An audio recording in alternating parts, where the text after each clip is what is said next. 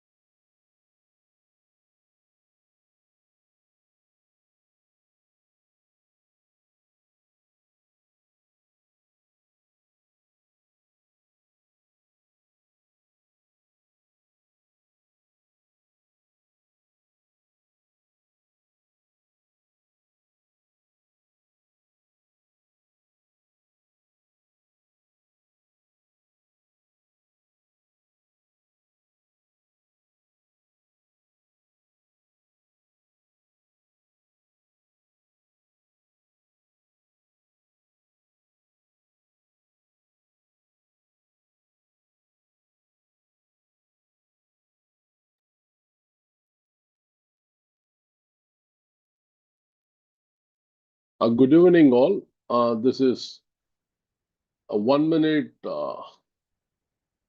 setting up things. I just wanted to know whether our speaker has arrived. Chris, are you there?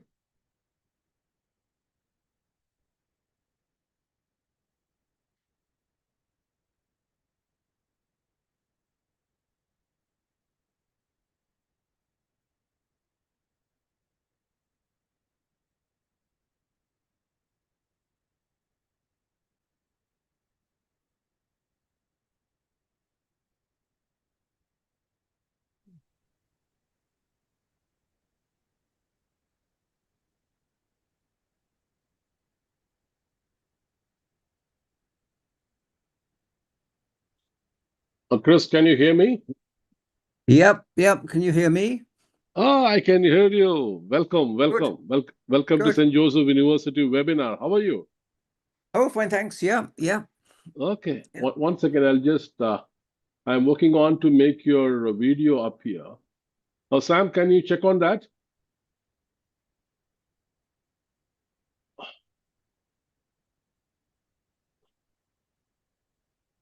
Chris, can you switch on your video? There we are. Yes. Yeah, that seems okay. Good. Yeah. Okay, good. Glad to see you again. Yes, that's right. Yeah, quite a while, isn't it? Good. Yeah, a good while. Don't know how Okay, many years. okay. I I should think, tell you, yeah, please go ahead. my wife is going to read one of the poems, just for variety, really. So Yeah, that students definitely. won't, yeah, so that Yeah. my dulcet tones won't put the students to sleep. So she'll be doing one of them, short poem. Okay. 1 second. I can't hear you now. Yeah, definitely. I know. Your wife read her poems, your poems in the previous webinar also, and Yeah. she's a poet too. I know that. She's And not. She's a novelist. novelist. Okay. Yeah. Um, now I Okay. Thank you, Chris. 1 second. I'll just check with our Vice Chancellor. Sir, are you there? Yeah, I Who? could Me? see. Oh, No. no. With our Vice Chancellor. Oh, right. Yeah. Okay, I'll just make him a co-host. Okay. Yeah, so that. Sorry, Chris, these are the initial setups we have to do. Yeah. So can you? Yeah. Okay. Good morning, all of you. Okay. Yes, Good I'm there. morning, sir. Good morning. So Sam, are you there?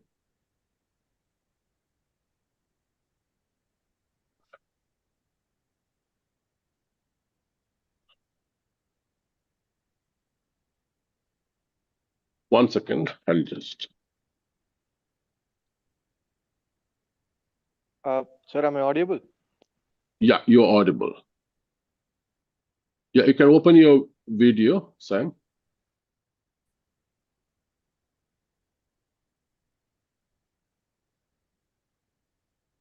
Sam, you have to unmute yourself and start the session. Sir, am I audible now?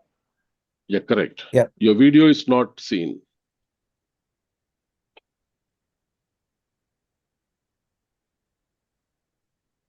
I can see the Vice Chancellor's video, actually. Yeah. Hmm. We are checking on Sam Surya. Sam Surya, please go ahead. You can kickstart the meeting because we are already 3 minutes late. Yes, sir. Okay. Every great journey begins with a shared purpose, and every great idea begins with a conversation. Good evening to our Honorable Vice Chancellor, our distinguished keynote speaker, Professor Christopher Norris, respected faculty members, researchers, scholars, students, and participants joining us from across India and around the world. On behalf of the Department of English, St. Joseph University, Dindivanam, it is my great pleasure to welcome you to the inaugural session of our international webinar series on emerging trends in humanities. Over the next 15 weeks, this series will serve as a vibrant platform for intellectual exchange, bringing together eminent scholars and enthusiastic learners to explore the evolving landscapes of the humanities. We are delighted to begin this academic journey with one of the world's leading scholars in literary theory, Professor Christopher Norris. Your presence today reflects our shared commitment to learning, dialogue, and global academic collaboration. Welcome to St. Joseph University. Welcome to the series. Let the conversations begin. Thank you. Thank you very much. Uh, First and foremost, we will be starting our webinar series with an inaugural address from our Honorable Vice Chancellor. Leadership gives direction and vision gives purpose. It is now my honor to invite our Honorable Vice Chancellor to formally inaugurate this international webinar series and share the inaugural address. Sir, we are privileged to invite you. The virtual forum is yours. Thank you, Sam. Thank you. Am I audible? Yep. Yes, sir. Good evening to all. I would like to convey the blessings of our Honorable Chancellor, Very Reverend Father Dr. J. Arulraj, to all the participants of this international webinar series on emerging trends in humanities, 15 Saturdays with very relevant topics going to be delivered by eminent academicians drawn from reputed universities. St. Joseph University is grateful to Dr. Christopher Norris, Emeritus Professor, Cardiff University, United Kingdom, who is with us today for delivering the special address. Thank you, Professor. Thank you very much for being here today with us. I congratulate Dr. Selvin and Dr. Dunstan for organizing this wonderful program. There is overwhelming response across the globe. I heard that more than 600 participants registered for this webinar series. On this occasion, I would like to share a few things. Last year, University of Pittsburgh conducted a research by showing poems written by poets along with the poems written by artificial intelligence to participants. Most of the participants ranked AI poems better than the poems written by the real poets because the AI poems are straightforward and unambiguous. Probably they may lack the kind of deep emotion or philosophy behind it, but then the people who rated the poems, they are lay people, they are not very much into reading literature, but this is a fact. This is a fact reported in the Guardian also. Actually, artificial intelligence is making profound impact in almost all the domains, especially in technology, science, medicine, finance, and other things. And humanities is not an exception.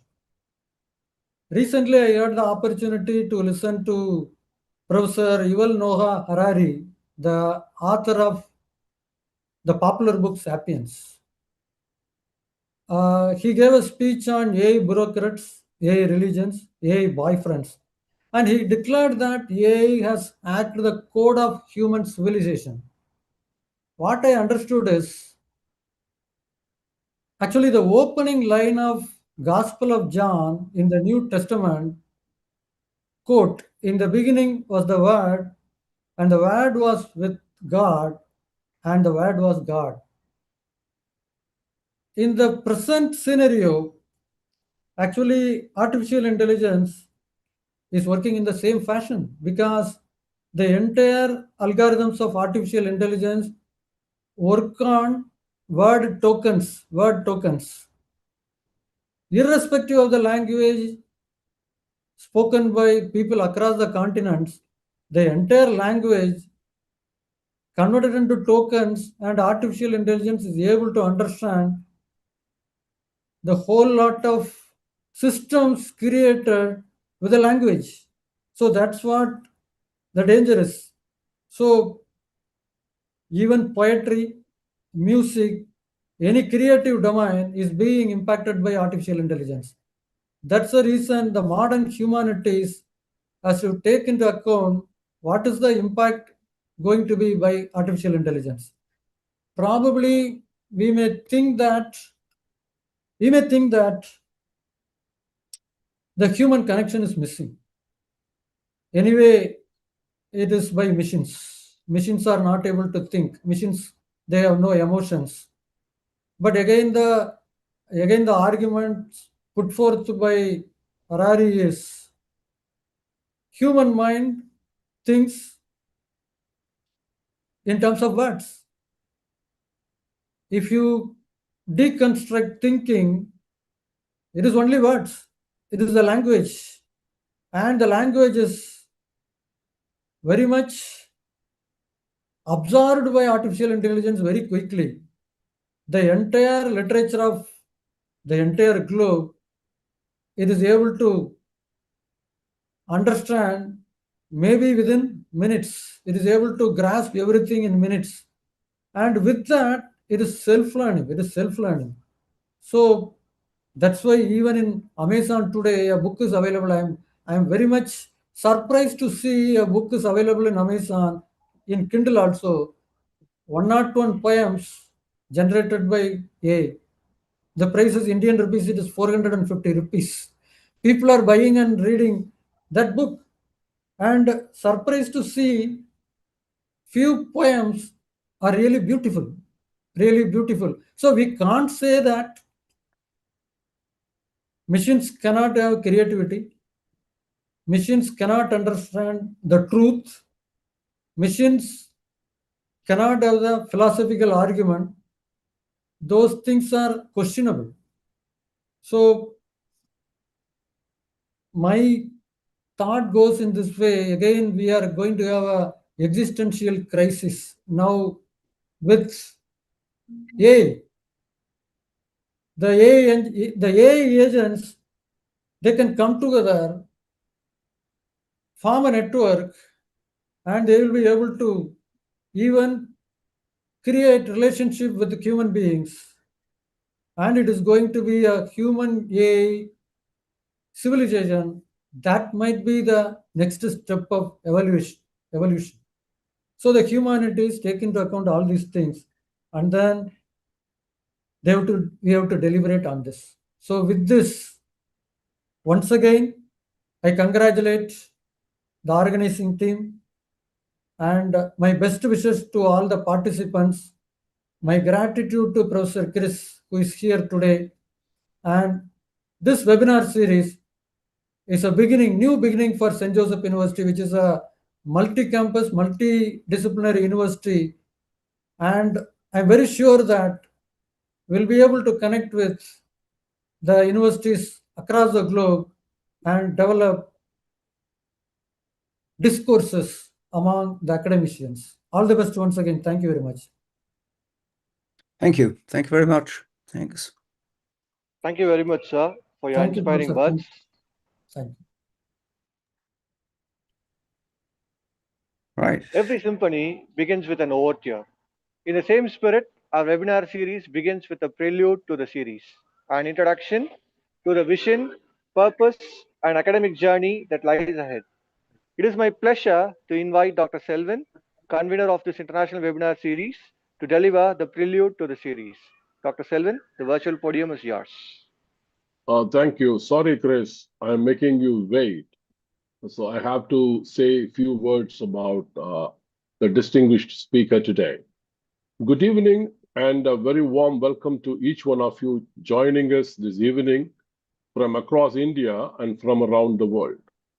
It is my privilege to open this inaugural session of our international webinar series and to set the context both for the 15 Saturdays of conversation that lie ahead and most especially for this evening's lecture by a scholar whose work I have long admired and whose friendship I have valued for more than 20 years. Before I introduce our distinguished speaker, allow me to say a few words about the institution that hosts us, about the series we begin today, and about Professor Norris himself, and about the remarkable body of poetry he will share with us this evening. St. Joseph University is a distinguished institution in Tamil Nadu, India, established under the umbrella of the DMI Foundations of Chennai, which was founded in 1984 by a visionary founder and chairman, Reverend Father Dr. J.E. Arulraj.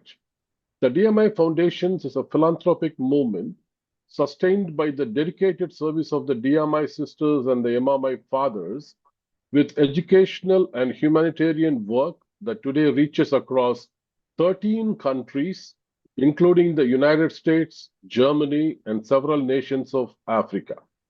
Our university belongs to this wider family of schools, colleges, and universities, institutions bound together by a single conviction that education is not the training of the mind alone, but the formation of the whole person. Our motto states it simply and beautifully, to be fully human and fully alive. We pursue academic excellence, certainly, but always alongside the personal, moral, and social growth of every student entrusted to us. It is in that spirit, a spirit that places the human being at the very center of learning, that our Department of English is proud to host this series. The series, over 15 consecutive Saturdays from July to October, we will bring together 15 of the most vital and fast-moving conversations in the contemporary humanities. We begin with the digital and technological forces reshaping how we read, interpret, and preserve culture. We move through the global, decolonial, and critical turns that are widening whose stories we tell. And we arrive in the closing weeks at urgent questions of the body, of memory, and of public life. We ask a large question: what it means to be human in an age of artificial intelligence, ecological crisis, and contested histories. And we ask it in the company of leading voices from around the world. Each session pairs an expert talk with open discussion, and every one of you, student, researcher, or simply a curious mind, is an equal partner in that conversation. Registration is free, participation is free, and certificates will be offered to those who attend. This is quite deliberately an open invitation to think together. Our speaker.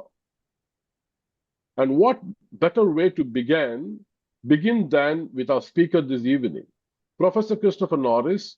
Professor Norris is one of the world's foremost authorities on deconstruction and the work of Jacques Derrida.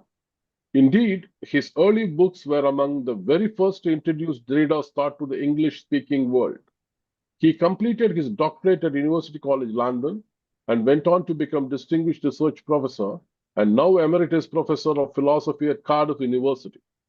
He is the author of more than 40 books spanning literary theory, continental philosophy, the philosophy of science, of language, of music, and history of ideas, whatnot. And he has held fellowships and visiting appointments at the University of California, Berkeley, the City University of New York, Aarhus University, and Dartmouth College. If I may add a personal word, I have had the privilege of knowing Professor Norris since 2003. Over these 2 decades, I have come to admire not only the extraordinary range and rigor of his thought, and also his generosity, the warmth and the ready encouragement he extends to students and colleagues alike. To welcome him this evening is for me both a professional honor and a personal joy. His political verse and philosophical verse, I have to spend 1 minute here. This evening, Professor Norris turns to a subject very close to his heart in recent years, his poetry. For a scholar who spent a lifetime writing philosophy and criticism in prose, he has over the past decade become one of our most inventive poets, described by Terry Eagleton as one of the most erudite, original, and adventurous English language poets of our time. His verse moves along two great currents.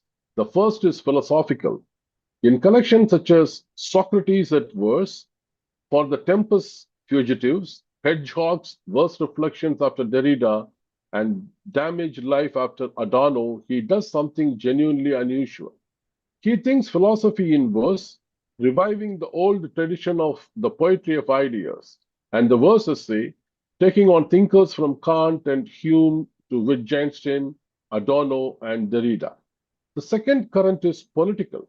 In verse satires and polemics such as The Trouble with Monsters, The Folded Lie, and in poems that have appeared regularly on platforms such as Culture Matters, he turns the poet's craft to the events of our own times, shrewd, sharp, and unafraid. What unites both currents, and what I hope you will listen for this evening, is his conviction that literary theory itself can be practiced in verse. Professor Norris is an unapologetic formalist. For him, rhyme and meter are not the relics of an outworn tradition, but living instruments of thought. He famously insists that free verse is a contradiction in terms, and he makes of the disciplines of form a way of arguing, questioning, and reflecting. In his hands, the poem becomes a place where theory and imagination meet, where Derrida and Demon, prosody, philosophy sit together on the same page.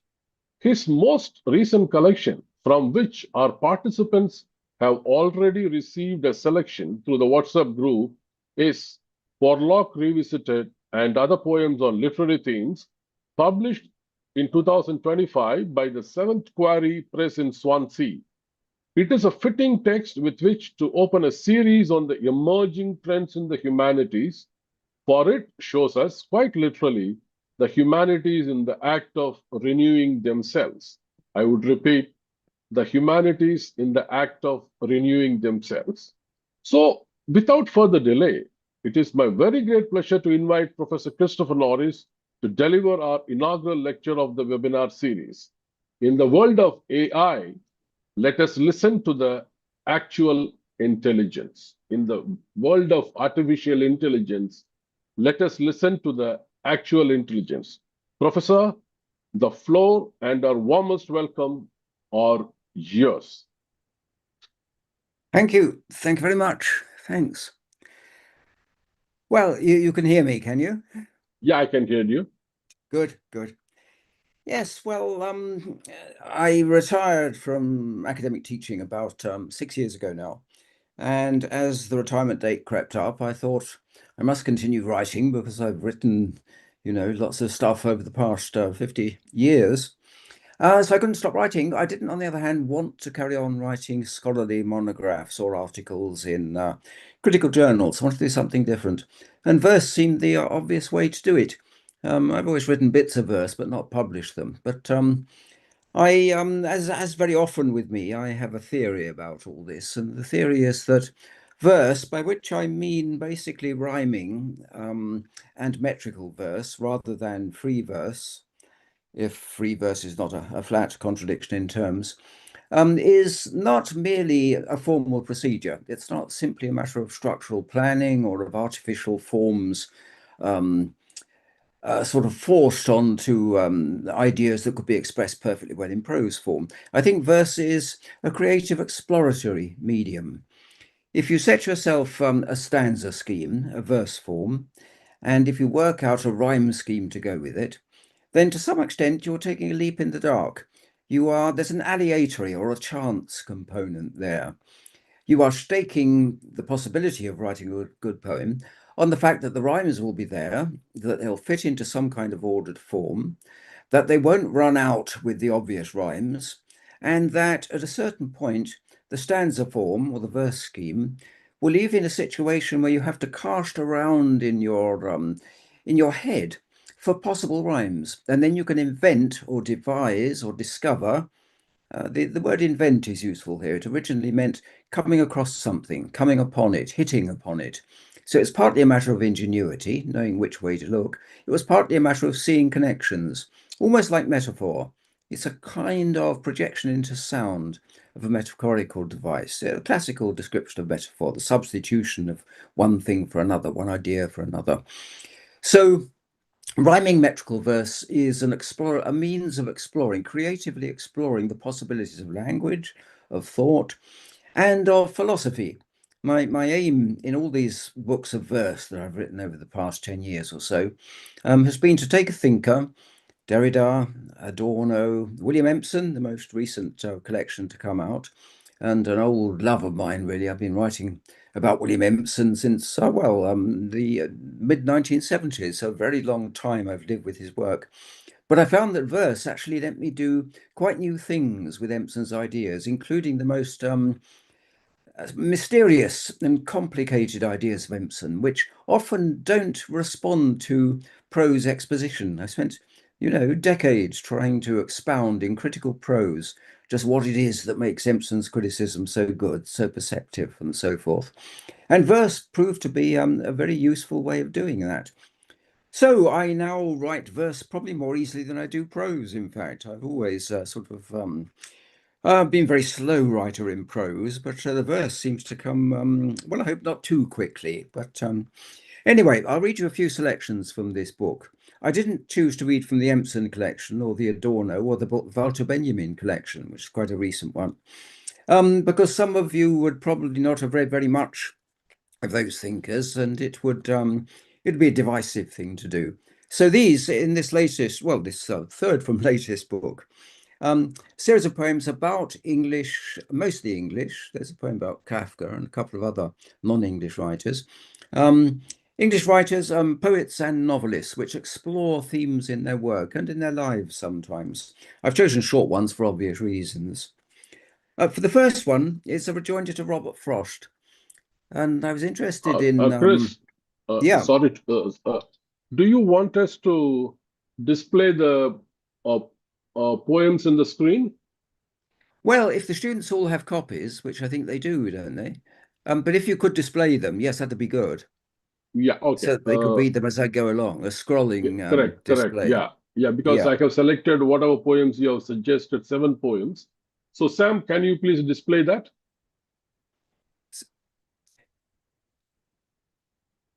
So it's the first poem on the list, and it's page 17, or page 15, sorry, in the book. It'll be the first one you have there, I think. If you go forward, do a search on rejoinder, the word rejoinder. That will take you to it. It's Yes. the previous one. Yeah. That's the one. That's one. Good. Can you all see that? Yeah. Great. Thanks very much for that. Yeah, it's a rejoinder to Robert Frost, perhaps the most native grain of American poets. Very down to earth, very cracker barrel in some ways, very commonsensical, not at all a philosophical. Well, there's a philosophy behind it, but not anything like a worked out philosophy. And this is a famous poem, The Road Not Taken, and that's partly because it speaks to something in the American spirit, I suppose, the idea of the trekker, the pioneer, the breaker of boundaries, the breaker through to new lands. There's a lot of American political rhetoric as well as fiction and poetry that conjures up that particular self-image that American people have of themselves. What struck me was that actually, when I read Jonathan Culler's book, Theory of the Lyric, he says, writing memorable lines that articulate a view with which the casual person is already familiar. Frost found his fun in subtly devising a formula that wouldn't quite formulate or would disformulate the formula for those readers less casual than most persons. Let me read the poem, then just talk a bit about it. 2 roads before me, one the route I'd mostly taken year on year, the other such as might just suit a man up for the tough commute, or westward trekking pioneer.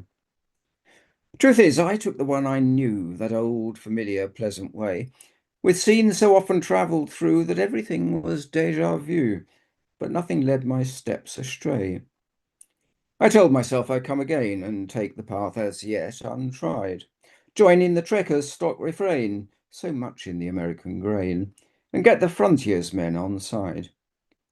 But then I thought, what more routine to folk bred up on thoughts like that than looking to the might have been as cue for some big shift of scene that makes elsewhere the where it's at.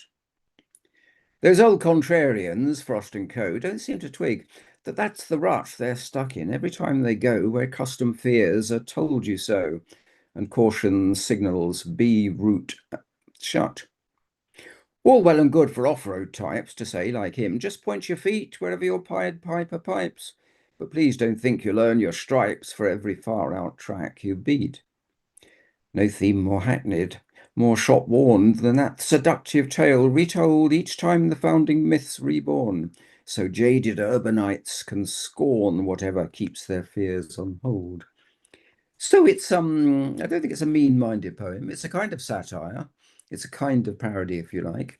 And it's saying that, in a way, the poem undermines itself, as Jonathan Culler suggests, because there's nothing more typical. There's nothing more in the American grain than wanting to be outside the grain, than wanting to go against the grain and to do something pioneering, something daring, something reckless. So it's a poem that, in a way, well, the original poem of Frost sort of deconstructs itself, not in the strict sense of deconstructive, the close reading sense, but it sort of undermines, unknowingly or perhaps half-wittingly, its own apparent premise. The next one would be Bygones, page 28. If you could scroll forward, if you do a search again on the word Bygones, that'll find the title. Oh, it's there. You've got it there already. That's great. Thanks very much. The passage from Homer. So this is one of the exceptions, not an English poet, although English translation. Dreams surely are difficult, confusing, and not everything in them is brought to pass for mankind. For fleeting dreams have two gates. One is fashioned of horn, and one of ivory. Those which pass through the one of sawn ivory are deceptive, bringing tidings which come to naught. But those which issue from the one of polished horn bring true results when a mortal sees them. So an ancient Homeric myth, and pre-Homeric too. This is a poem that started off really as a fairly personal poem. I don't write many personal poems. I like to get a good distance from myself and take up themes from other sources, from literature in these cases. But then it sort of refashions itself halfway through. Sad bygones won't be told be gone, won't quietly slink away, or yield to gentling hindsight on some bright-dawned future day. No, it's past joys that stay untold, forgotten as they fly, while woes exert a lingering hold, a never-slackening tie.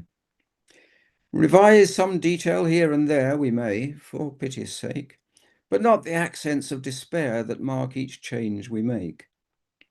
What curse is it that so afflicts our telling of things past, conserves each woe, yet interdicts the joys we hoped would last? No deep truth here, no truth to tell beyond what stands out plain. We scarcely know when things go well, scarce note what they contain. So woes rate high on memory's scale, while joys have shorter date, till their once deep entangled tale sees those strands separate. Almost I think our own tale one of sheer unending woe, of kindly acts no sooner done than wantonly let go. Only some traces yet survive, though feeble, faint, and few, of good things done and said that I've retained of me and you. And of those few I'll fashion now a happier tale, that knows itself a myth and tells you how to quiet them down, the woes. I'll feign new plot lines, see they link to more uplifting ends, and shape the whole so none should think us two sworn foes, not friends. For love, there's something helps redeem Mnemosyne's false ways, and that's how losers out may scheme to trump the hand she plays. So, lastly, carefully, I'll add some made-up episodes and run the tragic scenes we had in more comedic modes. No doubt you'll have your own last twist on all we said and did, a rewrite as revisionist as mine your rival bid. Still, it's some comfort that we'll not cross paths as we rewind our branching views of how the plot should now be brought to mind. For branch lines curve, they twist and loop, and should perchance we meet on some far stretch, how then regroup to cover our retreat? And how be sure we'll not o'errun the criss-cross map we'd drawn, and know our quest has scarce begun to find the gate of Horn? No, it's a false and idle dream that bids us seek the key to how things went in its pale gleam, the gate of ivory. Horn, ivory, true, false, we trust they'll show up clear, distinct, though oft they'll merge, as all things must, since Homer dreamt or winked. What hope for us, whose memories ply such tangled paths, as she long conjured to her inward eye his true Penelope? For Odysseys far distant, blown off course and danger fraught, still mark out sea paths of their own that lead them home to port. But her long dream-filled sojourn left her just as well deceived as them her wooers by the weft whose fiction they believed. How then should we, frail questers back for memory's firm shore, steer straight to the Horn Gate and track from coast to chamber door? That's a reference to the end of the Odyssey, and the rest of the poem is about Odysseus's travels and various encounters and scaring incidents and challenges. So it's an attempt to do what I suppose what Joyce was doing, and what a number of novelists and writers, poets, and film directors, for that matter, Christopher Nolan's new film about the Odyssey, which is a way of doing what Eliot said about James Joyce. You know, he'd made myths, classical myths from ancient history, respond to modern pressures, modern urgencies, modern conditions, lifestyles. In other words, it's a way of bringing myths creatively up to date. I think one inspiration for these poems, for most of what I've been doing the last 10 years, has been the rise of creative criticism. The idea that we don't need to draw such a firm boundary line between the creative and the critical. On the contrary, creation partakes of criticism. You know, 9/10 of what goes to make a good poem or a good novel is self-criticism. It's reflective assessment of what you've done and revising it or changing the emphasis or rewriting details in order to bring it more closely into line with your original vision of what you wanted to do. So this is something that's been going on in literary criticism since I sort of entered the game, really, I suppose, since the early 70s, when French critics like Roland Barthes were beginning to deconstruct the distinction between the critical and the creative. I mean, no writer is more stylistically intriguing and resourceful and expressive, subtly and delicately expressive, than Roland Barthes. And then that became a kind of rallying call for critics like the Yale critics, Jeffrey Hartman and Hillis Miller. The fact that, or the idea that criticism could partake of the creative, and the creative had to partake of the critical, is going to live up to its own highest ambitions. So that's one motive for these poems. What I'll do now is go and get Val to read the next poem, which is stanzas. Let me explain before she comes in that this refers to the poetic stanzas, in other words, verses, you know, separate subunits of a poem, if you like, which have a kind of formal integrity and self-containedness. In my case, metrically and rhyme-wise. It's really it's a plea for formalism in poetry. It's saying, you know, formalism, rhyme and meter, these are not restrictive, constraining, limiting principles, and therefore distorting. On the contrary, you know, they are the best and the most the subtlest, I suppose, but also the most effective way of conveying complicated ideas that can't be expressed anything like so effectively without those poetic devices. It's also a kind of this poem is a kind of criticism of confessional verse. That's a very subjective, very, if you like, self-focused form of verse that you find in a lot of American poets especially. Sylvia Plath would be the most obvious example, but also John Berryman. It often goes along with an extreme pitch of emotional intensity and personal conflict, psychological conflict, sometimes with disastrous results, suicide in some cases. John Berryman and Sylvia Plath are two examples. So to some extent, this is saying formalism is a way of not repressing, not forcing down or ignoring, but keeping in check those possibly destructive emotions. And an example of that is the rather puzzling reference in the third stanza to Lord Weary. That's the title of a collection called Lord Weary's Castle by Robert Lowell, the American poet, who was himself, he didn't commit suicide, but he was psychologically deeply disturbed. At this stage, that particular stage in his work, he could be a wonderful formal poet, really resourceful, knowledgeable, using form to tremendous effect. I'll just go and tell Val. Okay, Val? Okay, there it is. I've introduced those bits. Yeah. Okay.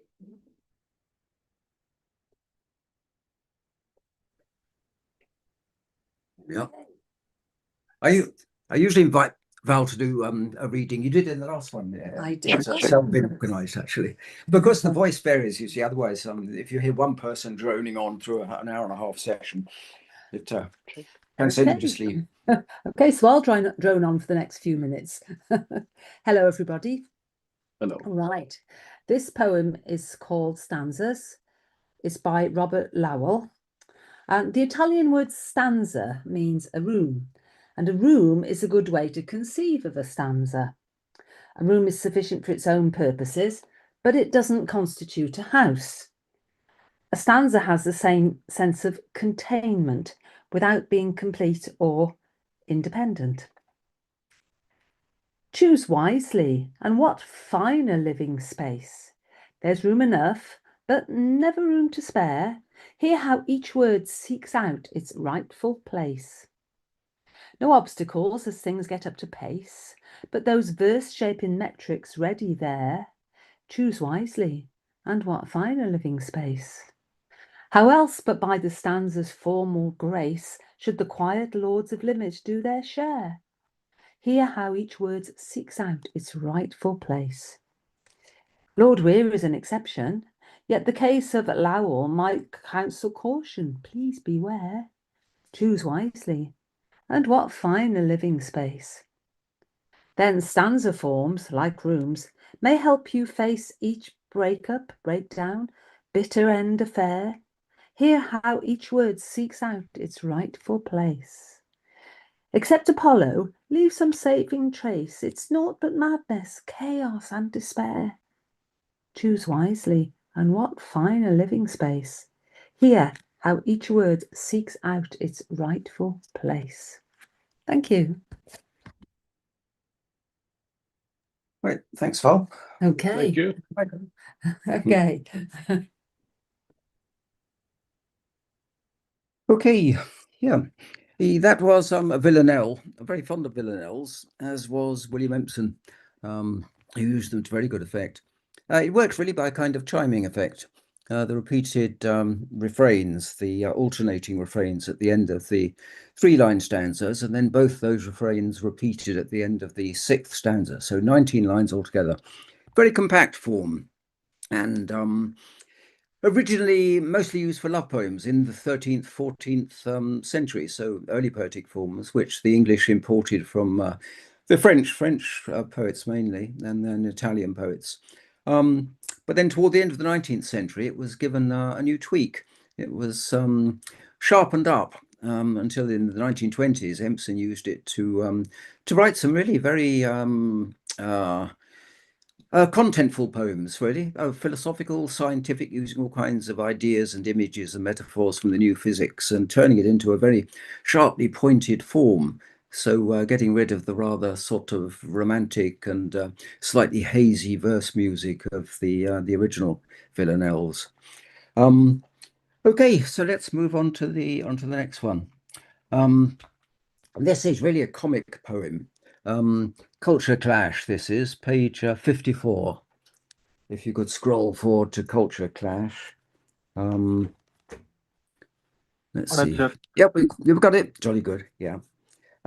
This is based on Antony and Cleopatra.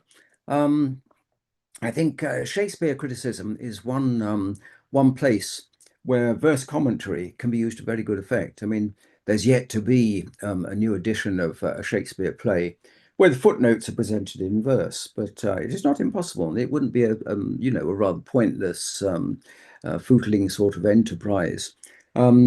Because I found, writing a lot of verse, writing, well, huge amounts of verse actually over the last 10 years, that eventually you can get so fluent in verse. There was an episode of Monty Python many years ago where all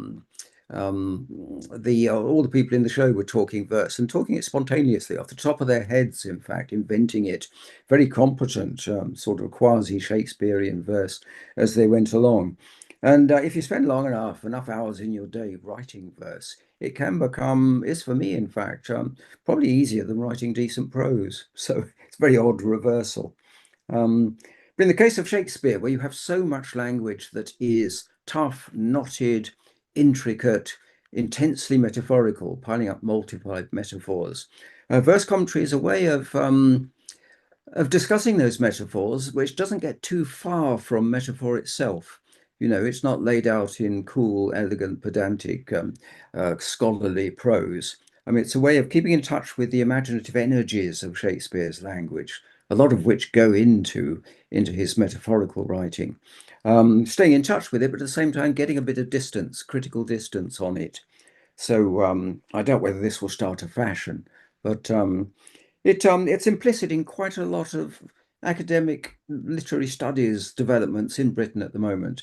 Yeah, the idea that quite a lot of things, including at the scholarly end of literary criticism and literary studies, could be done in a much more creative way, even if not necessarily in verse, obviously, but I think it's useful to do it that way. Okay, so a couple of, I won't read the passages at the top. They're just typical, well, Cleopatra's verse, in fact, very sort of, very complex, constantly jumping around from point to point, even between words, suddenly changing a mind, going off at a tangent. Okay, so it's really a kind of dialogue between the two of them, or between people speaking on behalf of each of them. So she... To Cleo's mind, a gorgeous pearl, dissolved in finest wine, would show him what a classy girl he tangled with. Sure sign.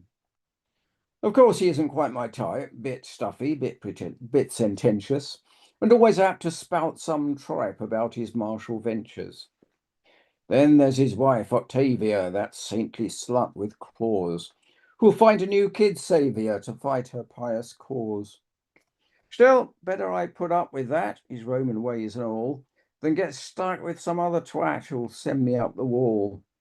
The veiny, vidi, vici stuff soon cheesed me off with Caesar, but he's at least got sense enough to stow it, this new geezer.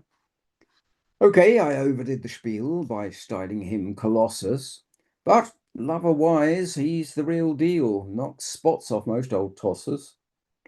Then he, the wine, Antony this is, the wine trick I deemed very Cleo, quite clever in its way, and carried off with splendid brio, though old hat, dépassé. So likewise, when the hissing asp, uncurling from its basket, made all the giddy gawkers gasp, then giggle, quick to mask it. Such antic jests may give a wench a head start, but my stunner found you cold on dead Caesar's trencher. That was the clear front runner. Still, she'd one more trick up her sleeve. Just taunt me with her prattle, say things to goad me morn till eve, so I showed late for battle, as Antony did for the Battle of Actium, which decided the issue and which saw the end of Egyptian autonomy and the increasing power of the Romans and the complete dynastic change. So these are the commentators. How tell with this pair who's the phony, whose tragedy more pucker? That pram toy tosser, Mark Antony, or her, the Act 5 sucker? Her thought, so infantile, these Romans, they're all just mouth and trousers. A sucker me? Fat chance. I'm no man's easy lay, you sowsers. He's one more heel I left unspanieled. Forget that Roman libel. Cooked up when their lot got Jack Danieled, and blokish talk turned tribal. His thought, okay, it's time I fessed up. And there's one guy told me straight, old Enabab. She's got you messed up good and proper, mate. Yet even he was heard to waver, despite the grievous charge, when he turned panegyric raver about her golden barge. And then there's faithful Charmian, as witty as she's wise, who launched a tongue tsunami on those tongue-tied Roman guys.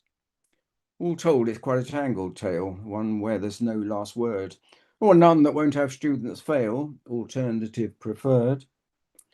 Quick moral, if she starts to dunk pearls in your Pinot Noir, just tell her, find another hunk to furnish your boudoir. So it's a comic poem, a comic take on the play, which does no harm. It's also a way you can imagine actually school kids studying Antony and Cleopatra and finding it rather boring, hard to get into, as I did when I was at school, and actually appreciate a kind of comic take on it. Of course, the great thing about verse is that I distinguish verse from poetry. Poetry is making a judgment. It's saying this is poetic. And that may be a rather vague sort of description, but at least it suggests that it belongs to a realm somehow, well, more beautiful, higher, more spiritual, if you like, more elevated, perhaps more philosophical, more deeply insightful, but it's a qualitative description. Verse is a technical description. Though, of course, once you've said this is verse, you've still got to say, is this competent verse? You know, is this distinctive verse? Does it make the maximum use of verse resources? But in itself, verse is not a qualitative judgment. Let's have a look at bones and bracelets. 144, 144. How are we doing for time? Oh, we're okay, plenty of time. Yeah. So 144. Yeah. This is a poem that hops about between the present day scientific research, scientific ideas, and well, in this case, the 17th century, a famous poem by John Donne called The Relic. And it's a poem that's famous partly through its sheer qualities. It's a brilliant piece of very sort of hard-hitting, rhythmically varied, dramatic, incredibly dramatic verse. If you know Donne, you'll know what I'm talking about. F.R. Leavis, the English critic, Cambridge critic, once said that you take an anthology of English verse, you know, going through from, let's say, the 14th, 15th century to the present, and all of a sudden, around the mid-17th century, something changes. You get poets before that, sort of Silver Age poets, who are writing nicely formed, beautifully written, very delicate, very enjoyable to read poems, but there's nothing really striking that leaps off the page and all of a sudden makes you sort of hold it there and want to go back and reread until you get to Donne. And Donne things change remarkably. All of a sudden he's writing poems that go, for instance, if I remember it, I wonder by my troth what thou and I did till we loved. Well, we were not weaned by then. Or took we childish pleasures foolishly, or snorted we in the seven sleepers' den. 'Twas so, all pleasures fancies be, till oh, but this, till I did the whatever it is. But it explodes at you. All of a sudden, he's addressing his lover, and he's saying to her, "You're absolutely terrific." He's saying, but then, I mean, it's a sort of bit of a backhander to a girlfriend. You know, you say, "I've had loads and loads of women, but you're absolutely the tops. You absolutely sort of transcend the others." And so it's a compliment, all right. But at the same time, the compliment is turned in such a way as to potentially alienate the girlfriend, you would think. But the chief effect is one of dramatic impact and immediacy and a sort of in-your-face colloquialism that you just don't get in poetry before that. So John Donne is great. You know, if there's a single poet before the 20th century I'd want to recommend to you, it'd be John Donne's his love poem, his early love poems and his later religious poems. But this poem also starts from the modern end, and this is something I read in a medical report, actually, in a scientific journal, which struck me as having connections with the Donne poem. This is the second epigraph at the top, the prose bit. One of the major factors that confounds osteoarchaeology is that of the osteological paradox. A major component of this theory is that humans who suffer from acute, lethal forms of disease typically do not live long enough for the infection to reach the bone and produce skeletal changes. Patients are therefore not diagnosed by osteoarchaeology. If you dig up the bones, they're not diagnosed with any conditions during osteological examination. Those who developed chronic illnesses showed resistance or were able to successfully manage the disease for many years and would show bone changes that lead to diagnosis. So it's a paradox. It's built a kind of ultimate limit point of any kind of archaeosteological research into diseases before there were medical records. So it brings together these two ages, really. A puzzle. Once they're in the bone, the signs of that disease, there's much that still remains unknown for all our expertise. Thing is, we paleo sleuths are prone to error when we seize on bone-based evidence alone as offering all the keys. Or think, if the disease had grown to such a stage as these few bones reveal, then all that's shown is that the elbows, knees, and so forth must have held their own long term, which guarantees a state of health fit to postpone mortality's last squeeze. Bad cases hit the lethal zone too soon for referees to okay age stats or condone those dud hypotheses. Those dud hypotheses that take on board some overblown new finding just to please the team and not have it thrown off course by every breeze. 2 centuries hence, and cortisone will do yet more to tease the arbiters for every groan it spares the Parolese. Like getting blood out of a stone, they're striving to appease the ghoulish gods and so atone for bone-deep auguries. So that's the old end of it, the archaeological end of it. Then part 2. Take heart. Donna's bracelet of bright hair. Sorry. Yeah. By the way, this was picked out by T.S. Eliot, who wrote an essay on the metaphysical poets, and he said, if you want to locate the source of the thrill, the thrill partly of delight, partly of terror, that you get in some of metaphysical poems, which bring together love and death in a very sort of sharply contrasted but somehow closely related way. He says, take this phrase from Donne, a bracelet of bright hair about the bone. Okay. It's from a poem called The Canonization. And he says it gives you a metaphysical shudder. Metaphysical is the name that Eliot applied and that what the critic since Dr. Johnson applied to the 17th century metaphysical poets. What it meant there was not metaphysical in the strict philosophical sense. It was metaphysical in the sense they were interested in puzzles, perplexities, complicated concepts and things that teased you almost out of thought. And Johnson thought it was a fault. He thought it was much too intellectual and quibbling, really, for poetry. But Eliot said, on the contrary, the way that Donne can yoke those two things together, the image of death in the bones and the image of life, love, everything abundant and vital, in the bracelet of bright hair. So it's that sharp contrast which gives you a little sort of shiver, which is not it's not an altogether unpleasant shiver. So I'll read that first verse again. I'll read it a bit better this time. Take heart. Donne's bracelet of bright hair about the bone might do to quell the feelings of despair this may induce in you. Take comfort in it, and you err, was Parson Eliot's view, a dark conceit, and one to scare the reader through and through. Best we stay always death aware, and shudder dead on cue, when that stark image tells us there you'll end, you lovers too. But why should not we mortals dare derive what comfort's due to transient flesh from its small share of love's bright revenue? The paleo-osteopaths declare fresh errors must accrue each time you trip the subtle snare that sends your charts askew. Gaunt Dr. Donne preached, just prepare for death, you mortal crew, and made his point by leading prayer encoffined, quite a coup.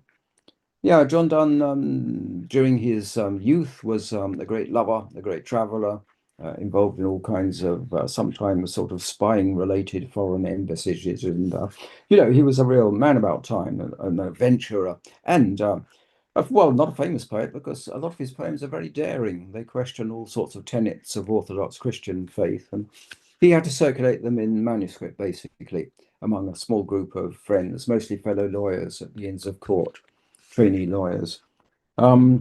But in his later life, he was very, really very grim as a preacher, a famous preacher. People would flock to his sermons at St. Paul's. He was Dean of St. Paul's.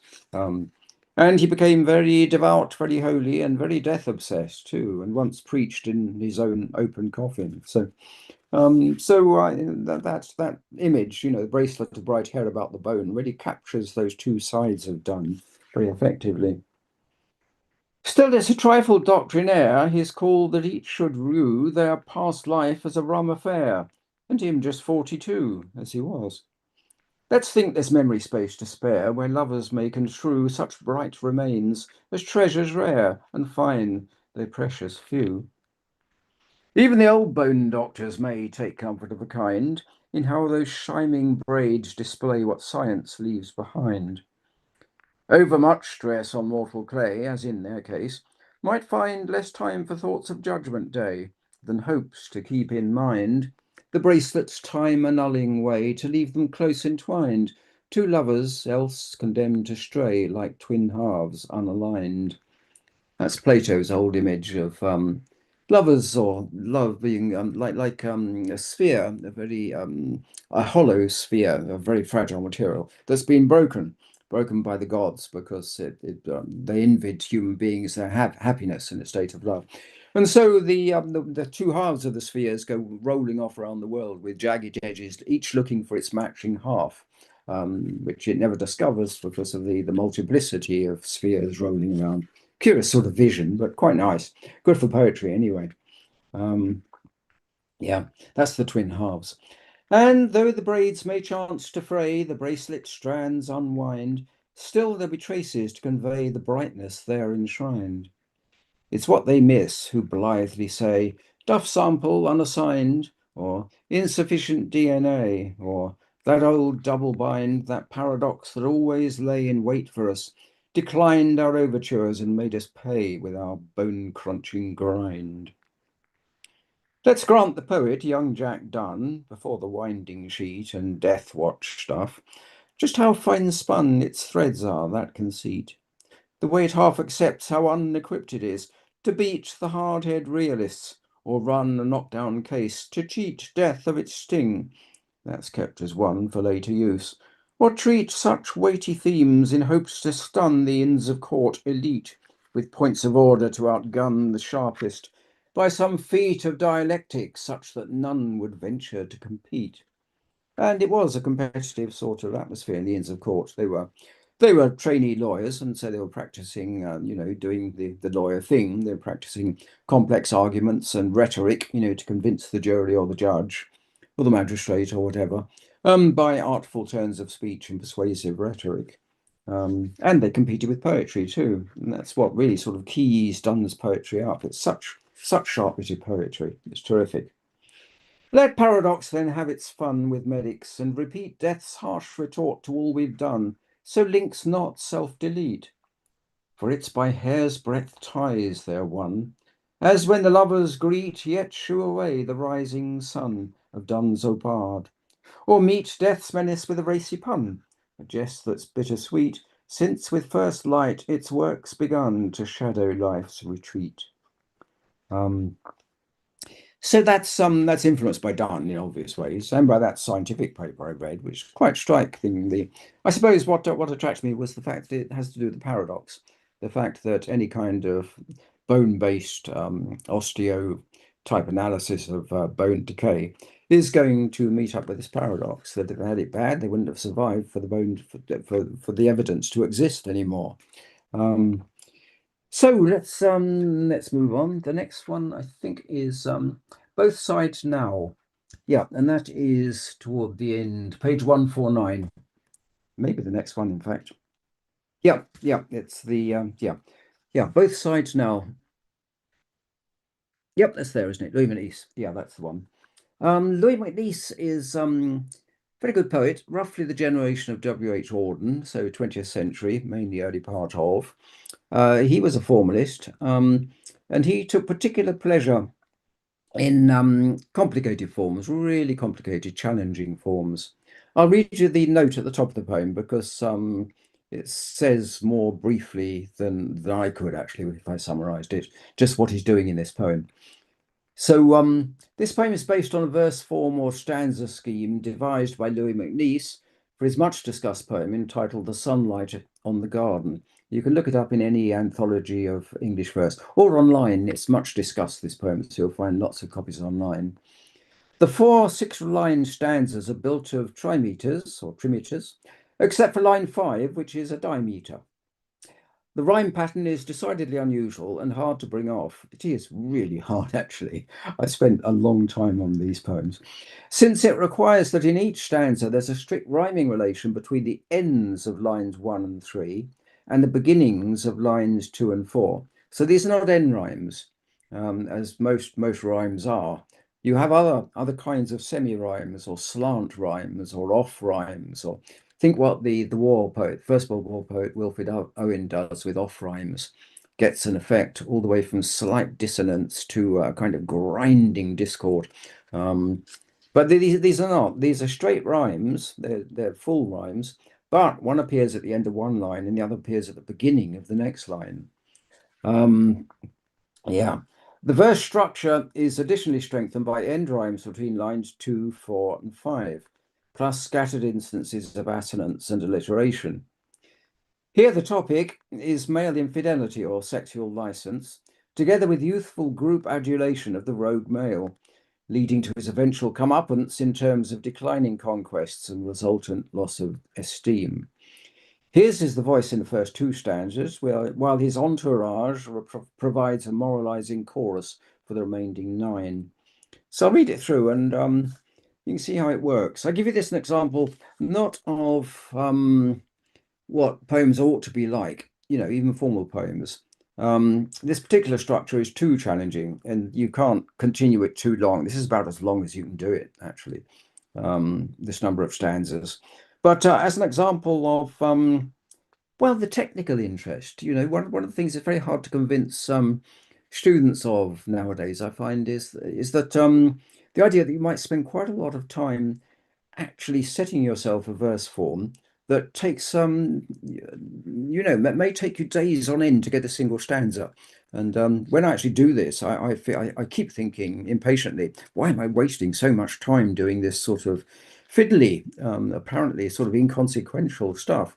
It does feel worth it after a while, but of course it's no good unless it actually does something that's worth doing to the poem. It's got to be some kind of amplification or focusing of this, an intensive focusing of what the poem's all about in the form of the rhymes. But I'll read it through anyway, and you'll see how this very odd rhyme. There's no name for it as far as I know, this form. MacNeice he gave it a title, the poem, but he didn't invent a name for the genre. Okay. Give words no dying fall, love, lest all love end that way, and love itself turn treachery once lechery is won the day. For, sad to say, lust had the winning call, love. Then love turns cynic soon, love, and when love takes that, love turns, for love turns cynic, then love. I'm revising this in the process of reading it.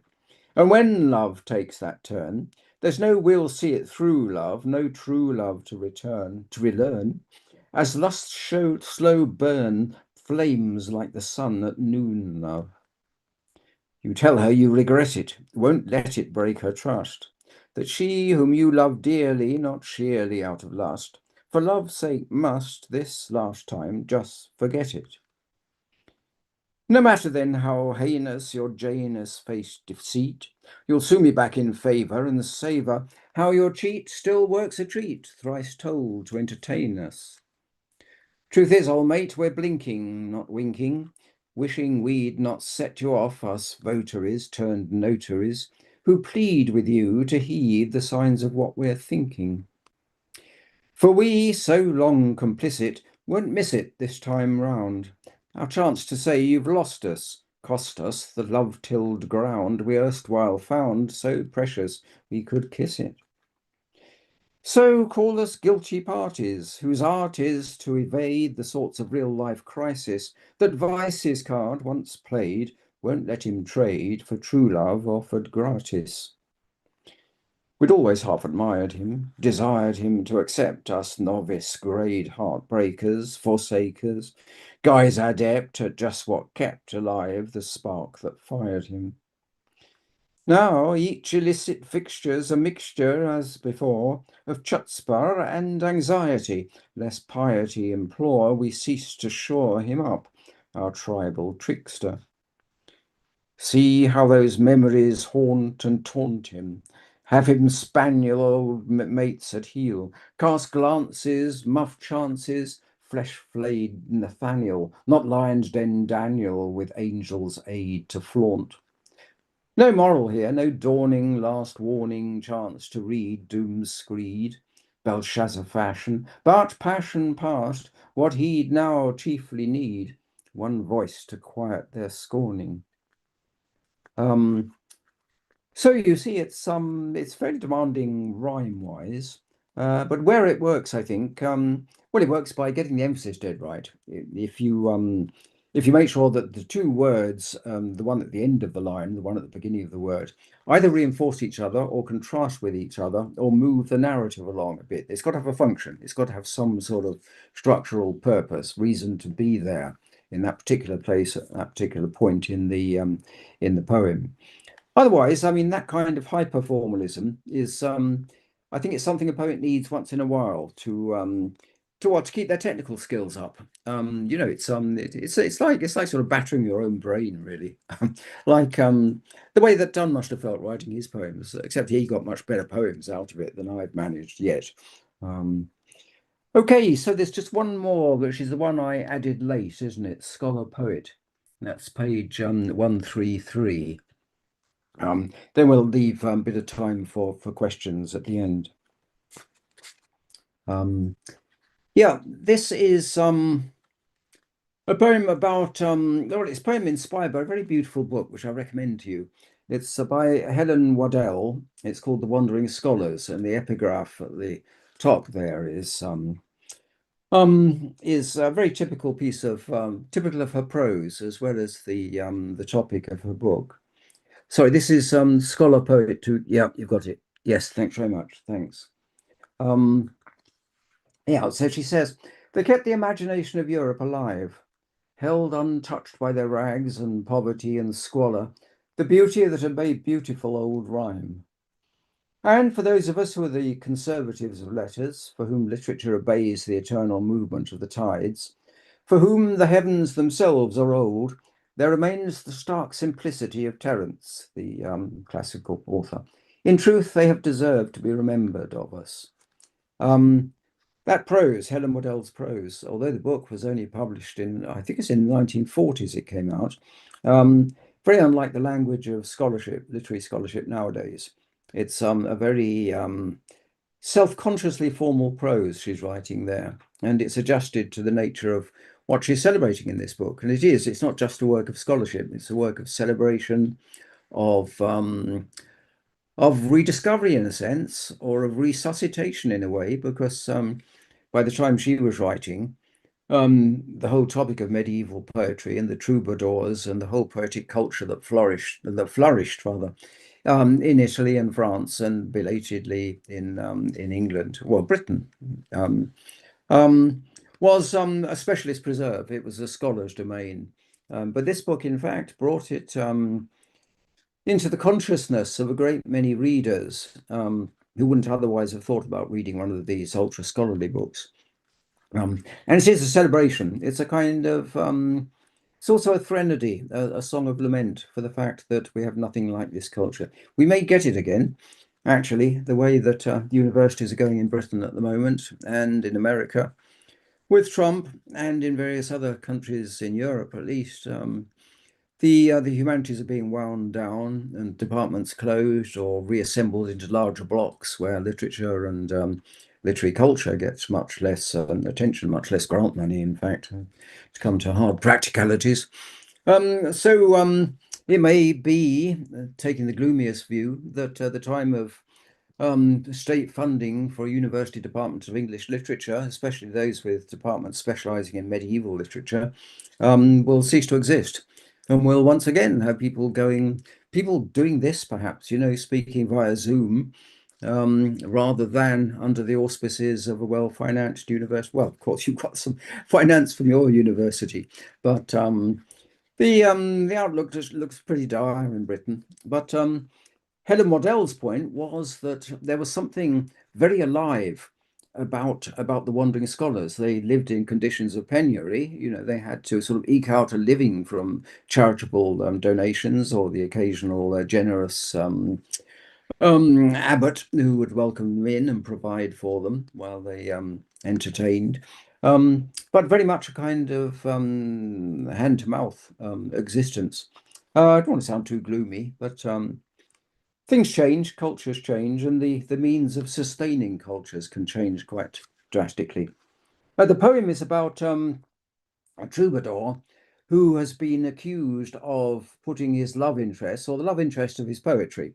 Very, very often troubadours were monastic as well as wandering lovers or whatever. The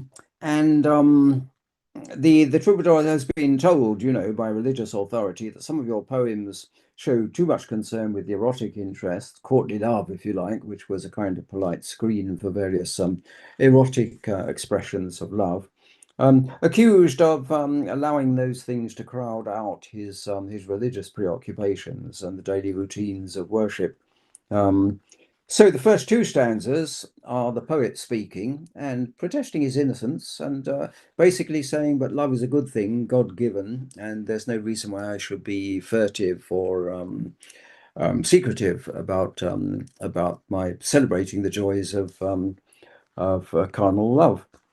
Okay, the second is no, sorry, yeah, that's right. The first two stanzas are about that, and the third is the religious authority speaking back and saying, "Come on, we know your games. We know all these tricksy metaphors and allegories you use. We know what you're really talking about." Okay, how think these words or sentiments are mine? They bear not my, but my Creator's name. Mine neither to acknowledge nor resign. You praise me, though, for reasons scarce benign, intent on ways to trap, condemn, defame. How think these words or sentiments are mine? Such crafty praise I surely must decline, since heretics alone make it their aim. Mine neither to acknowledge nor resign, since to resign them might suggest I pine for verses better than the Lord may claim. How think these words or sentiments are mine? What if the Lord's perfections might yet shine more brightly for my small reflected flame? Mine neither to acknowledge nor resign. Still those churchmen labour to refine their case for holding even that to blame. How think those words or sentiments are mine? A singular, a fiercely guarded shrine, his who would author every verse I frame. Mine neither to acknowledge nor resign. Almost they fall to blows, the mine and thine, though each time round the outcome's just the same. How think those words or sentiments are mine? Mine neither to acknowledge nor resign. So he's saying they come from God, these sentiments. They're God-given, and so is love. Therefore, don't think they're mine. Don't blame me for it.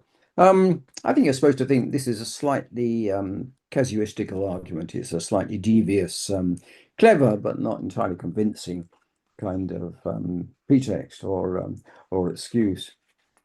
The second stanza. Ad maiorem Dei gloriam you require. Ah, but it goes so hard, that rule I bear. What do you know of love or heart's desire? Unequal match, hellfire against the fire of mortal love, that joy beyond compare. Ad maiorem Dei gloriam you require, to the greater love of God, that is. I say, or whisper, truly nothing higher, more worthy his regard than what we share. What do you know of love or heart's desire? Oh, brethren, why so jealously conspire that I such heartfelt verses should forswear? Ad maiorem Dei gloriam you require. Would you then have the penitent retire and mind the words of his most fervent prayer? What do you know of love or heart's desire? The flatterer, fraud, false friend, and barefaced liar can do as much, mere words for all they care. Ad maiorem Dei gloriam you require. No lying mendicant, no glozing friar has so much and so little to declare. What do you know of love or heart's desire? Poet or priest, they're scarcely worth their hire if there's such ordinances to beware. Ad maiorem Dei gloriam you require. What do you know of love or heart's desire? So at that point, he's sort of getting rather angry, but also sort of confused and coming up with contradictory arguments. On the one hand, he didn't mean his poems, his love poems, to be any kind of blasphemy or insult to God. On the other, he's saying, would you have me just mind them? Would you rather not? I didn't mean what I said, would you rather I was like what a glozing friar, who just comes up with interpretations of scripture that are not heartfelt, not belief, not evidence of faith or anything like that. So it's getting increasingly sort of rattled and irritated here. But then it switches to the church authorities for stanza 3. We know you as we find you, troubadour. We find you devious, know your errant ways. It's stray desires we'd have you answer for. They stray from God when amorous rapport o'erwhelms your spirit, misdirects your praise. We know you as we find you, troubadour. You say it's allegory or metaphor, the Petrarch ruse, but that seemed better days. It's stray desires we'd have you answer for. Why such pretences when the fleshly core gloria you lovers worship holds your gaze? We know you as we find you, troubadour. No matter your love object, virgin whore, you set it, the damnation trap she lays. It's stray desires we'd have you answer for. Know then the sole seductress you implore. Once they found favour, those erotic strays, we know you as we find you, troubadour. Know too how vain that pagan minstrel lore for you, the devil's love-lorn proteges. It's stray desires we'd have you answer for. And know above all that they burn the more intensely whose love cravings fuel the blaze. We know you as we find you, troubadour. It's stray desires we'd have you answer for.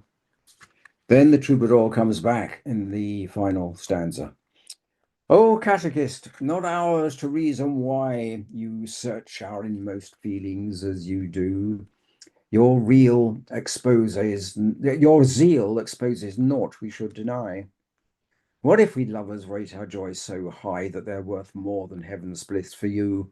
O catechist, not ours to reason why. Is love our earthly lives are measured by? Love that sustains, redeems, and brings us through. Your zeal exposes naught we should deny. No joys or woes beneath our common sky, save as our lives traverse its shades of blue. O catechist, not ours to reason why. And yet, its reads and urges I defy that rule that confiscates the poet's due. Your zeal exposes naught we should deny. Not love alone, but conscience has me cry out feelingly against your rack and screw. O catechist, not ours to reason why. How else then, but by giving voice to my, not your intent, should I break that taboo? Your zeal exposes naught we should deny. For it's in praise of love that verse may fly to realms beyond your God's eye blinkered view. O catechist, not ours to reason why. Your zeal exposes naught we should deny. So the troubadour comes round to a more convincing and certainly a more heartfelt and sort of unambiguous answer toward the end. The poem was inspired partly by reading the Helen Waddell book, and partly by reading a very interesting, well, he's a philosopher really, but a very interesting theorist and writer on poetry, as on many other things, Giorgio Agamben. And you may have come across some of Agamben's books, Homo Sacer, for instance. He writes about political themes, but he also writes very illuminatingly about medieval poetics. He's very much attached to medieval poetics. He wrote a book called The End of the Poem, and it's about the paradoxical status of the last line of a poem, where the rhymes run out. He's very keen on enjambment. The word enjambment means, it's a term in verse poetics. It means the point where the grammar gets decoupled from, well, let's say the syntax of the poem gets decoupled from the rhyme scheme. It's where the line runs over the line break and carries on the next stanza. I do it quite a lot. Not so much in this poem, actually. These are mostly separate lines or with simple commas to connect them. But Agamben is fascinated with this idea that poetry is carried forward both by the rhyme scheme and by enjambment, the fact that the lines aren't all completely separate, like little statements in themselves. On the contrary, there's a flow of argument which is reflected in a flow of syntax. But once the rhymes stop, then it becomes the last line of a poem is prose, strictly speaking. It doesn't enjambe, so to speak. It doesn't flow on to the next line. And if it's a rhyme, then it's a terminal rhyme, so it's not part of the scheme.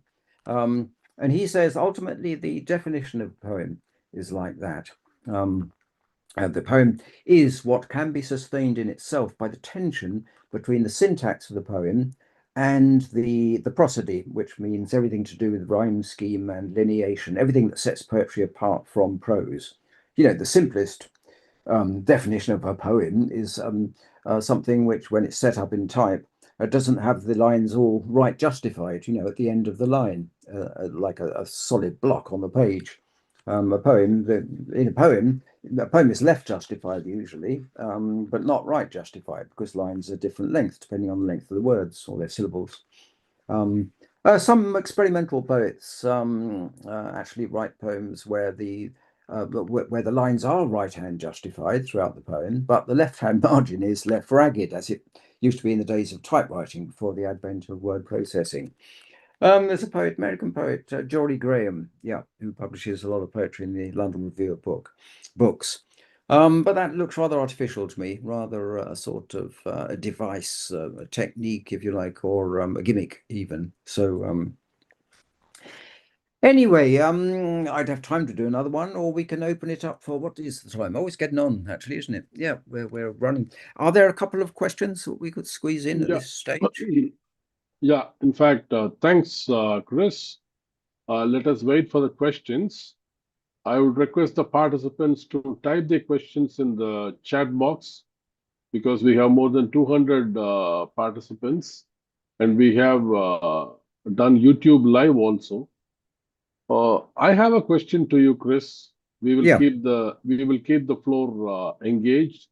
In the meantime, we will receive questions from other participants.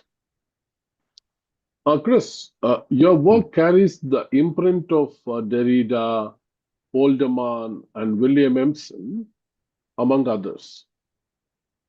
When the resources of deconstruction and literary theory enter the poem itself, as in your verse reflections after Derrida, does the poem become a way of doing theory or of testing it?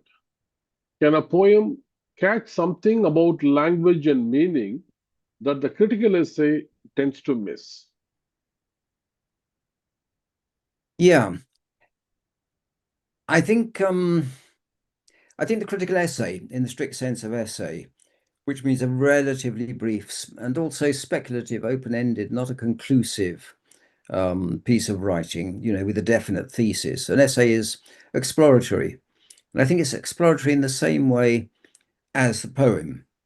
It may be right-hand justified, in fact, almost always would be in the case of an academic essay, but what it does is leave open the possibility that its initial premises will not be fully borne out, or will have been significantly changed, tweaked, if you like, or come up against perhaps objections or problems that had not been noticed before the essay was started. So I think, yeah, in that it shares something with the kinds of poem I write, speculative essays, mostly on theoretical themes or literary themes, but themes which raise questions about the poem's form or yeah. So to that extent, I think it's got something it's got more in common with critical essays than with books, let's say, or tomes or big works. Yeah. More in common, let's say, with those short books that Derrida wrote toward the end of his life on hospitality. And a whole bunch of forgiveness, for instance, and faith, and a number of other terms. Those are essays, very much so. They're speculative. They don't begin with any kind of pre-assured conviction that the argument's going to work out. They're radically unpredictable.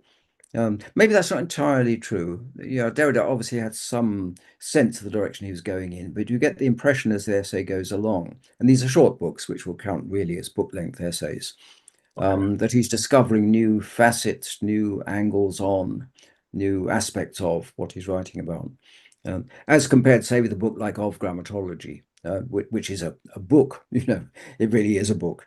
Although it says we've reached the end of the age of the book, entered the age of the text. Yeah, that's an idea he probably got from Roland Barthes at that stage. Thank you, Chris. So I think, okay. We have another question from Bellaro de Souza from St. Joseph University. He is asking a question like this. In the age of AI and rapid technological change, how can humanities continue to play a vital role in shaping ethical, creative, and responsible leaders? Well, I mean, there are two answers to that. One is a matter of what you might call faith, really, that they will turn out to be something adaptable, something plastic, something versatile, beyond any kind of pre-programmed possibility. Something that always eludes the last stage, let's say, of development of AI. I don't know, that's to some extent an act of faith, and it no doubt comes from a kind of defensive reaction on the part of many humanistic scholars now. My problem is that I'm convinced by two opposite lines of argument. One is that you cannot have any kind of knockdown philosophical argument against the possibility of fully intelligent AI, humanly intelligent AI, of the kind that, say, John Searle would give you, an a priori argument. It's impossible that machines should think in a significantly human sense. Because after all, the human brain is, among other things, a digital computer. It's carbon-based, it's not silicon-based. But the more they develop AI, the more possible it's going to be to approach the multiplicity of cells and connections between them that the human brain exhibits. So at that level, the idea that you can just disprove the possibility of really intelligent AI by a sheer a priori argument is probably not tenable.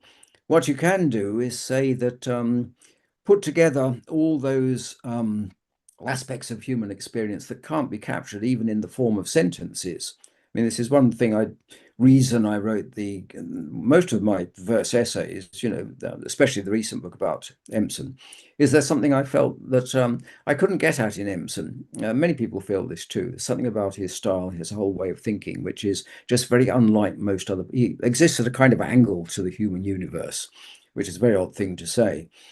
But yeah, I think verse can evoke things about the nature of human intelligence when it's operating really at a kind of high creative level, which I think you do find in Empson's criticism as well as his verse. That gives you a bit more confidence in the idea there's something pretty special about human beings that no human being could devise. Maybe some super intelligence, from another civilization might devise computers that could outdo everything, not just outplay computers at chess. But yeah, so the whole thing is open. But one thing I don't think you can have is a Searle type argument, And, which just says no AI is impossible, and does it by thought experiment about the Chinese dictionary and the Chinese encyclopedia, rather, in the Chinese tent. It's a neat argument, but it doesn't in the end do the job it's required to. The better answers come from people like Hubert Dreyfus, who, he keeps up with the latest developments in AI, and every 10 years or so he reissues a new edition of his book about machine intelligence, and fitting in all the latest examples and showing how, we should recognize there is still a margin, a very significant margin, by which human beings exceed the powers of the most powerful computing systems. So I think there's grounds for hope. At the moment, of course, it's all been bagged, all the AI profits as well as the research opportunities being bagged by the billionaires. But yeah, Yeah, so thanks, Chris. it's the politics and the social conditions at the moment that create the huge problem. Yeah, rather than the equipment itself, the hardware. Yeah. Thank you, Chris. We have another question from Salva KM from Calicut University, Kerala. She's asking, sir, here we are few research scholars doing research in analyzing post-human works and characters with quantum theory. Can you provide insights on this idea? Can quantum theory, which deals with microscopic particles, be used to analyze a macroscopic literary world? No. The jury's out on quantum computing, I think. I mean, I read a book about quantum physics way Yeah, I back know in. that. Yeah, I know that. Yeah. And my conclusion there was that there was a great deal of philosophical confusion about a lot of discussions of quantum theory, maybe at the very basic level of all those original pioneering experiments, the two slit experiment, and all the puzzles about particles and waves, and where how the particles emerge, how they show up as both particles. And what happened was that in the heat of these competing arguments at the time, partly socio-historical conditions. The theory that won out in the end was the Copenhagen theory, and it was a kind of cop-out in a way, because it said that that we have to accept wave particle dualism, and we have to accept that there's a kind of a moment of collapse, which is brought about, well, we know not how as yet, but there are various theories of how the waveform collapses into things that we can measure on the macro scale. But the relationship between the quantum micro world and the macrocosm of the things that we can see, touch, and feel and manipulate and so forth is as yet as wide and yawning and unexplained as it was then. I've lost touch with a lot of this since 2000, and there are lots of new conjectures. I just sort of go to a few online conferences on quantum philosophy. But the reason why that theory was accepted, including its very sort of inconclusive conclusions, was that a lot of people wanted it to be the case that quantum theory would be more hands-on, more humanly accommodating.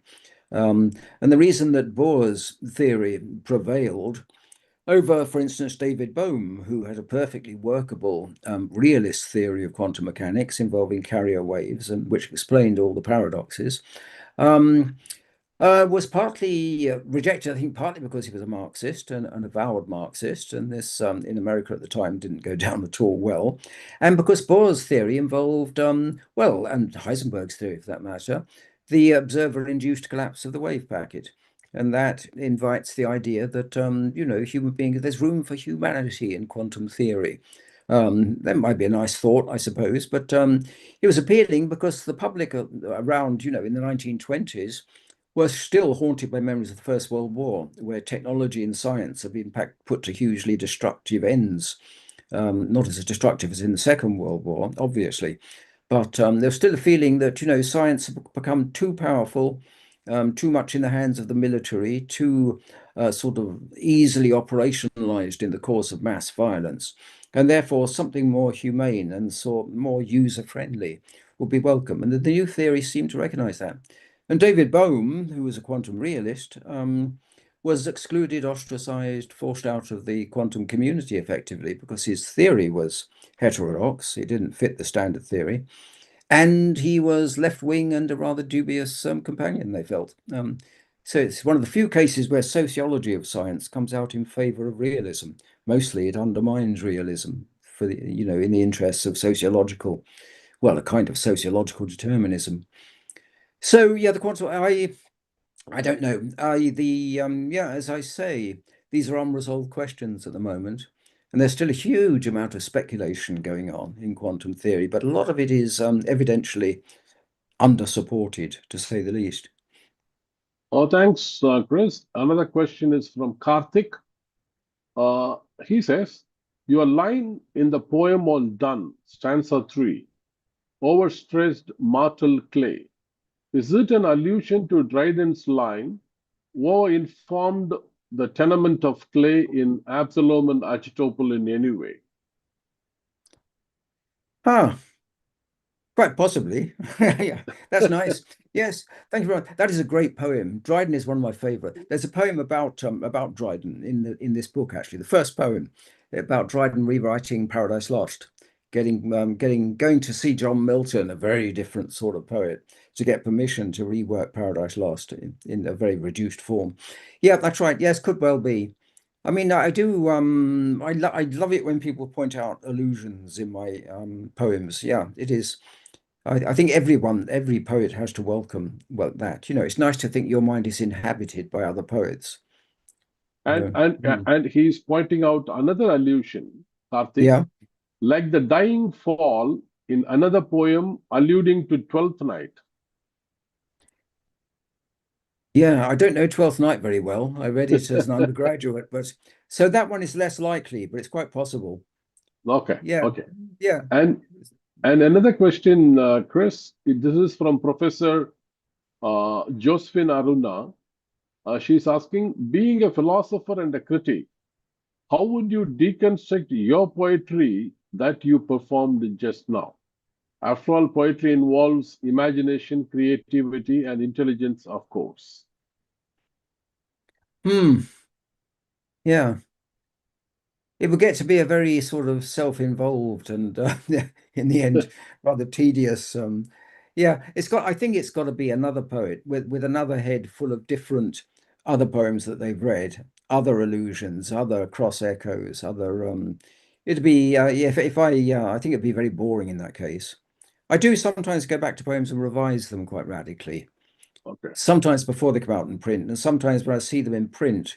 I think, oh, I could have done that much better. So yeah, but yeah, in theory, it'd be a sort of infinitely repeatable procedure, wouldn't it? But it'd better be other people doing it, one by one, in the way that rather in a sort of Harold Bloom way, the idea of the anxiety of influence, and that all the really good poets are go through some kind of great psychic conflict, with a great precursor they have to struggle against to break free from the influence. So it's a very dramatic sort of theory, but it used to be wonderful to teach it, actually, do a course on romanticism based on the idea of the anxiety of influence. And Chris, thanks. I have another question, and in the meantime, I developed another question.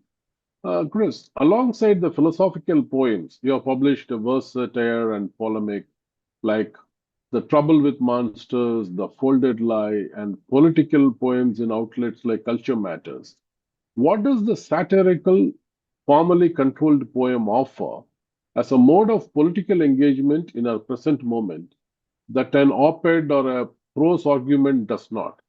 And is there a tension between the discipline of the form and the urgency of the politics? I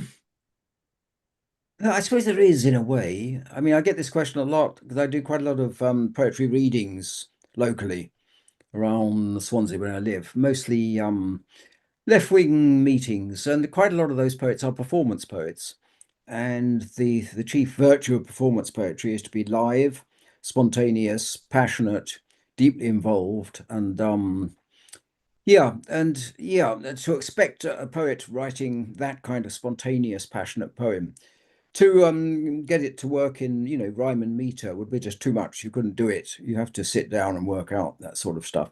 But I don't think it takes off the polemical edge. I mean, the last book of political poems I did, which came out earlier this year.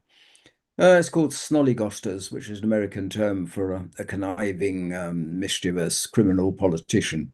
I think it's a 19th century word, actually. But anyway, yeah, that is full of really hard-hitting, really quite vicious poems, actually. Mostly coming out of the Palestine conflict, most of them aimed at the British government for supplying arms to Palestine. And I feel the rhyme and the meter there actually make them much more sharply focused and aimed. I feel I can really get all the rage and indignation, protest, all those feelings into it, rather like the crosshairs of a gun, actually. It's the nearest equivalent you can get to that as a verse satirist. Yeah, so no, I wouldn't want to give up. As I say, I've had lengthy debates about this in question time after readings and in print, but in fact, the only review of that first book, The Trouble with Monsters, was written by, well, I think a fan of avant-garde poetry, which, doesn't rhyme and is not metrical. And yeah, and he thought that in a way I was betraying the radical cause by not writing radical poetry. But I think that's a false equation. Quite a lot of radical poets well, there are some radical poets who write free verse, and that can be hard-hitting too, but that's spontaneous and that gets all its effect from spontaneity.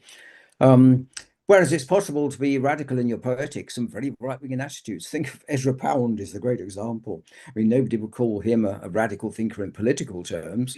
If he was radical, then it was a very, very right-wing fascist kind of radicalism.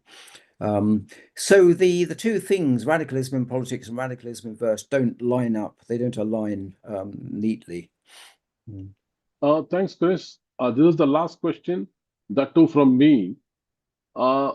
Chris, this series, this international webinar series is about the emerging trends in the humanities.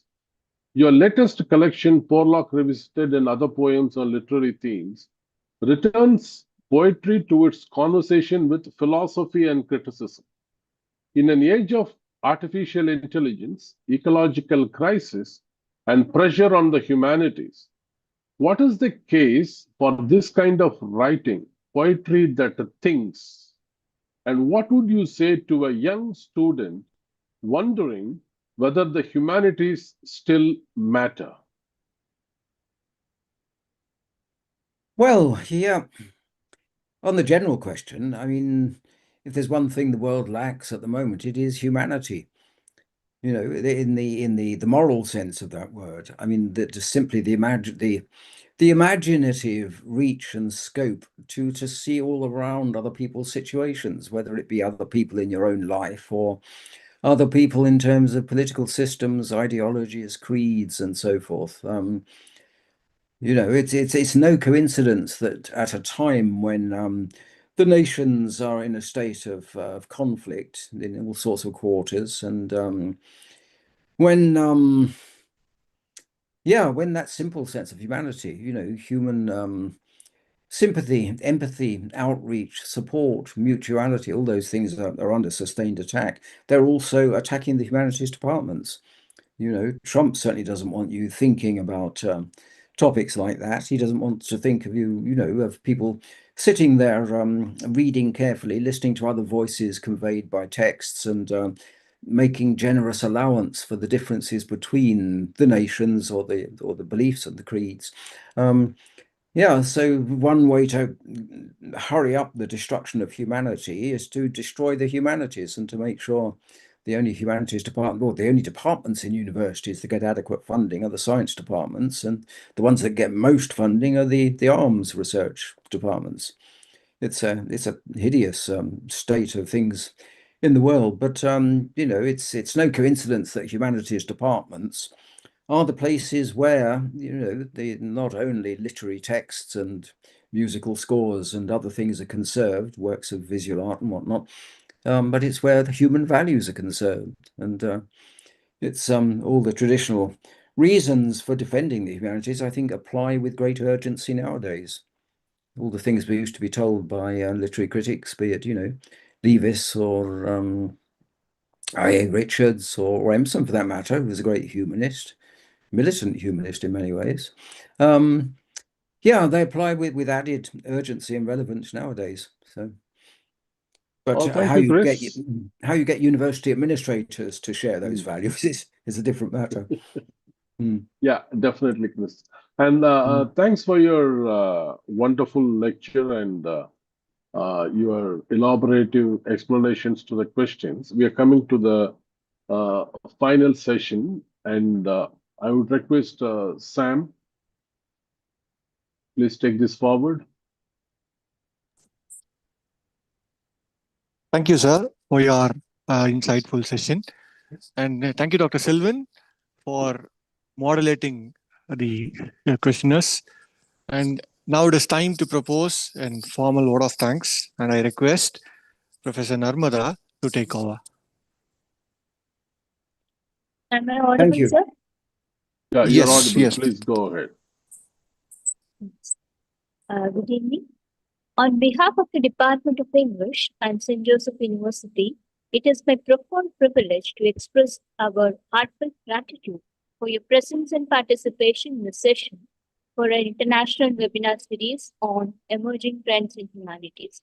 We begin by acknowledging the visionary leadership and unwavering support of Reverend Father Dr. J. Arulraj and our founding father and chancellor, whose commitment to the motto, fully human and fully alive, continues to inspire academic endeavors. We are equally grateful to Professor V. Subbaya Bharati, our Vice Chancellor, whose steadfast encouragement had enabled us to envision and execute this ambitious 15-week journey through the reshaping ideas of contemporary humanities. We are profoundly honored by the presence and scholarly contribution of Professor Christopher Norris, whose keynote lecture has set an inspiring tone for the series ahead. His insights into the enduring relevance of critical theory illuminate the path for a collective intellectual exploration. We extend our deepest appreciation to Dr. G.M. Joseph Johnston, our esteemed mentor, whose guidance has been instrumental in shaping the academic rigor and relevance of this program. To all participants joining us from across the globe, thank you for bringing your curiosity, engagement, and intellectual energy to this platform. Your presence transforms this webinar series, a mere academic exercise, into a genuine community of inquiry and learning. Over the coming 15 Saturdays, we should embark on a transformative journey through three interconnected phases, that is technology, data and the human, global, critical and ecological turns, and body, mind and public engagement. Together, we will explore the urgent conversations linking memory, medicine, ecology and justice to the world we inhabit today. In a time when the humanities face unprecedented challenges and remarkable opportunities, this series represents our collective commitment to the belief that humanistic inquiry remains vital to understanding ourselves and our world. We thank you once again for your trust, your time, and your intellectual companionship. We look forward to the conversations, discoveries, and connections that await us in the weeks to come. With deep appreciation and warm regards, I'm signing off today until we meet in the next session on next Saturday. Thank you once again. Oh, thank you, Chris. Thanks a lot. Thank you. Yep, thanks. Great. Yeah, thank you. Thank you. Yes, yeah. And Yeah. thanks for coming along, everyone. It's great to see such numbers, actually. Yeah, 200. Yeah, 200. Yeah. Great. Okay, I'll be in touch with you, Chris. Yep. Okay. Thanks. Thanks. Bye. Thank you. Bye. Bye. Goodbye. Bye. Thank you, everyone. Just a gentle reminder, the attendance and feedback for today's session is posted in the chat box, and also it is available in the YouTube chat box. Please, the link will be active only for an hour. Please ensure that you give your feedback and you register your attendance for today's session. Thank you, everyone. Looking forward to meet you in next week's session. Thank you. Have a good weekend. Thank you, Sam. Thanks.